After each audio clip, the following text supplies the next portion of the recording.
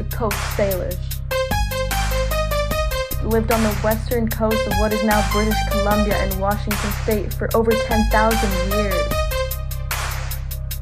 There's many individual groups that were all considered Coast Salish and each had land, resources, and slightly unique cultures.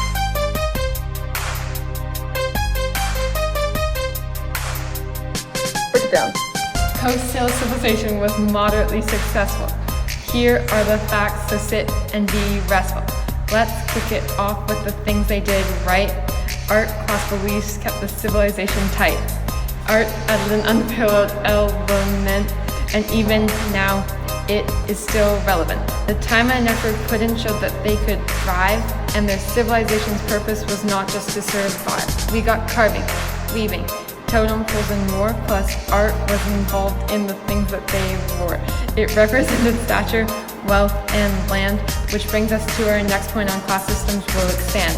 Division into social classes is a factor that can't be ignored. It stratified their culture and keeps us from getting bored. This was determined by ancestors' wealth and possessions. These are just a few of their status-based obsessions.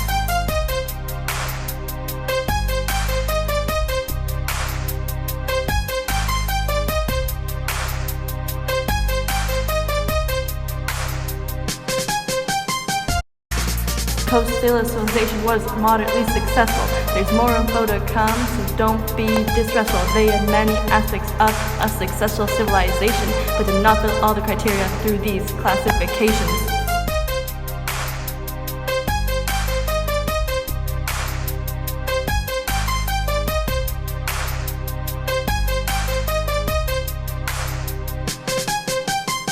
Also Sabbath's household was the chief. They made sure everyone was provided for in brief. And we can't forget what the all-respected elders. They gained their rank from age and told stories of belief. So the status part paid benefits such as names, rights, and land, and status came from knowledge which was learned firsthand. Those at the bottom had harder lives to live. Associations and power could come from the family brand. Many people lived in part success with religion. Revolved around nature and helped them make decisions. With so many separate bands trying to be one, a common interest with all the tribes and left out none. The creator gave them guidance and was the center of their lives. They ever live in the spirit, no matter if their derives. The connections were personal and kind of dreams or visions, but they gave all meaning to all things in the unified division. The Coast Salish civilization was moderately successful. There is more info to come, so don't be distressful. They had many aspects of a successful civilization, but did not fill all the criteria through the classification. To start it off, let's talk about language. It's needed for laws, trade, and for governments to manage. Just to be clear, Coast Salish had speech, 23 dialects, Salish bound each. Tribes used these words to pass on many stories. Each had a purpose, such as recounting Salish glories. The problem to be shared comes from writing, that's right. Civilizations need the system to keep them in the light. How else to record history, organize, and account? Without a written language, these things just don't amount.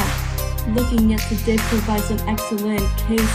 The things we know about Salish are very hard to trace. Moving right along is hard to ignore. The civilization is smaller than most do score. There are no major centers for people to reside, which cause many advantages to be cast aside. In the winter, tribes will set up permanent homes, but come summer to follow through, the camps were left alone. Because of no big cities, development was slowing down. Labor is less divided, and not just a few could feed the town. The last reason for considered civilization was not a complete success is to do with the lack of government making unification with stress. There's no central way to keep the bands in line, not to mention organization the happenings of the time.